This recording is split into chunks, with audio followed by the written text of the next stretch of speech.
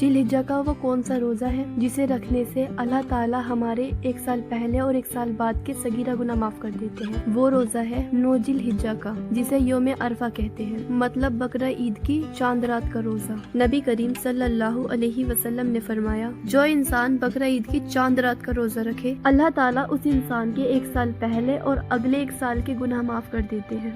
मतलब अगर कोई इंसान चांद रात का रोजा रखे तो अल्लाह ताला उसके 2 साल के गुनाह माफ कर देंगे। ये रोजा उन लोगों के लिए है जो हज पर नहीं गए। जो हाजी हज पर हैं, उनके लिए अरफा का रोजा रखना मकरूह है, क्योंकि उन हाजियों को अरफा के मैदान में दुआ और इबादत के लिए पूरी ताकत चाहिए। इसलिए हमारे नबी करीम सल्लल्लाहु अलैहि वसल्लम ने अपना पूरा वक्त जिक्र, दुआ और इस्तगफार में गुजारा था, तो हमें भी ज्यादा से ज्यादा इस्तगफार करनी है, जिक्र करना है और दुआएं मांगनी है। 9 जिलहिज का रोजा जरूर रखें। ये एक बहुत बड़ा मौका है, क्योंकि 9 जिलहिज के रोजे की बहुत फजीलत है। और एक हदीस में आया है, हमारे नबी करीम हुजूर सल्लल्लाहु अलैहि वसल्लम ने अरफा के दिन अरफात के मैदान में अल्लाह ताला से 5 घंटे तक दुआएं मांगी है। तो हमें भी सभी के लिए दुआ मांगनी है, अपने लिए तो दुआ मांगनी ही है, बाकी लोगों के लिए भी दुआ मांगनी है, क्योंकि अल्लाह ताला इस दिन पहले आसमान पे आता है और हाजियों की मगफिरत करता है। और इस दिन की मांगी गई हर दुआ कबूल होती है, चाहे वो नामुमकिन से नामुमकिन दुआ ही क्यों ना हो। इस दिन आपको वो हर चीज मांगनी है